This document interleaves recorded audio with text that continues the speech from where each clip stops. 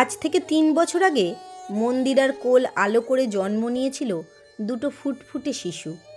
দিনটা ছিল ৮ই মার্চ। সবাই বলেছিল ভগবান মনের আশা পূরণ করে দিয়েছেন একসাথে।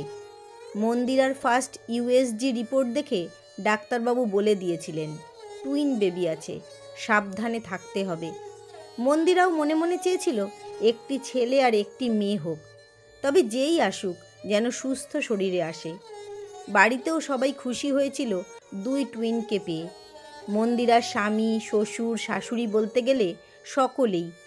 দুই ফুটফুটের জন্য তারপর থেকে বাড়ির পরিবেশটাই বদলে গেল। আজ বাড়িতে খুশির দিন। আজ ৮ই মার্চ, ত্রিজিৎ আর ত্রিনার জন্মদিন। জন্মদিনে মন্দিরার শাশুড়ি মা তনিমা দেবী নাতি নাতনির জন্য কিনে নিয়ে এসেছেন খেলনা।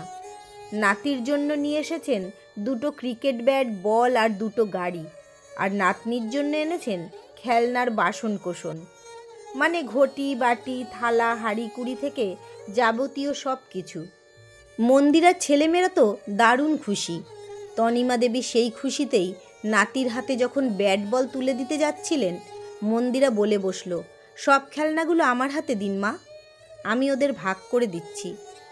মন্দিরার কথায় তনিমা দেবী বলে উঠলেন, ভাগ আবার কি করবে, আমি তো আলাদা করেই দুজনের জন্য নিয়ে এসেছি। ঠিকই বলেছেন, আপনি ছেলে আর মেয়ের জন্য আলাদা করেই এনেছেন বলেই আমাকে সমান ভাগে ভাগ করতে হবে। তারপর মন্দিরা তনিমা দেবীর হাত থেকে সব খেলনাগুলো নিয়ে ছেলে মেয়েকে পাশে বসিয়ে সমান ভাগে ভাগ করতে শুরু করলেন। দুটো ক্রিকেট ব্যাট আর বলের মধ্যে একটা ছেলেকে দিল আর একটা মেয়েকে দিল। দুটো গাড়ির একটি ছেলেকে আর একটি মেয়েকে। খেলনার বাসনকোসন, হাঁড়ি কুড়ি অর্ধেক ছেলেকে দিলে আর বাকি অর্ধেক দিল মেয়েকে। মন্দিরার এমন ভাগবাটোয়ারা দেখে তনিমা দেবী একটু বিরক্তির সুরে বললেন, বৌমা তুমি এটা কি করলে?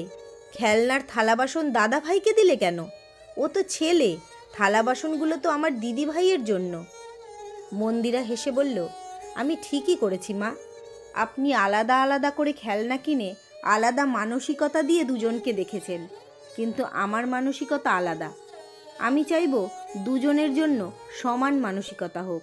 ছোট থেকেই বুঝিয়ে দেওয়া হয় তুমি মেয়ে, তোমাকে রান্না করতে হবে, তোমাকে বাসন মাজতে হবে, তোমাকে সংসারের কাজ করতে হবে, তোমাকেই সকলের মন জুগিয়ে চলতে হবে। এই বোধ তাদের মাথায় ঢুকিয়ে দেওয়া হয় এই খেলনা দিয়ে খেলার ছলেই। প্রদীপ তো জ্বলবে, তার আগে মা এই সলতে পাকানোটা শুরু হয় এই বয়সেই। আমি চাই না আমার কাছে আমার ছেলে আর মেয়ে আলাদা আলাদা মানসিকতা নিয়ে বড় হোক। মেয়ে থালা বাসন নিয়ে খেললে ছেলেও খেলুক, সেও শিখুক, সেও বুঝুক। আগামী দিনে তবেই সে সম্মান করবে মেয়েদের কাজকে, মেয়েদের রান্নাঘরকে।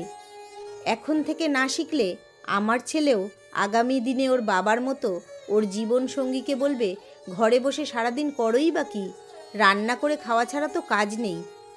আসলে মা, ছেলে হোক বা মেয়ে, দুজনেই সব কাজে পারদর্শী হোক। মেয়েকে মেয়ে হিসেবে মানুষ করাটা আমার কাছে বড় অসম্মানের। আমি আপনি দুজনেই মেয়ে, তাই কন্যা সন্তানকে কন্যা হিসাবে নয়, সন্তান হিসেবেই মানুষ করাটাই কর্তব্য। আমরা আমাদের মেয়েদের ছোট থেকেই হারিয়ে দিই, তাদের বুঝিয়ে দিই তুমি মেয়ে। একসময় মেয়েরা হেরেই যায়।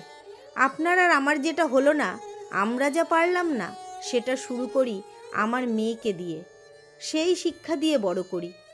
ছেলে মেয়ের তফাৎ না করে দুজনের হাতেই খেলনার খুন্তির সাথে ক্রিকেট ব্যাটটাও হাতে তুলে দিই। আমরা নিজেরাই যদি মানসিকতার তফাৎ করে দেখি, সেটা আগামী দিনের জন্য খারাপ। কথাগুলো শোনার পর মন্দিরার শাশুড়ি মা বললেন, চোখ খুলে দিলে বৌমা, এমন করে কখনো ভাবিনি। আমরা মেয়েরাই মেয়েদেরকে পিছিয়ে দিই। মেয়েকে মেয়ে হিসেবে নয়, সন্তান হিসাবে মানুষ করতে হবে। ঠিক এটাই বলতে চাওয়া মা।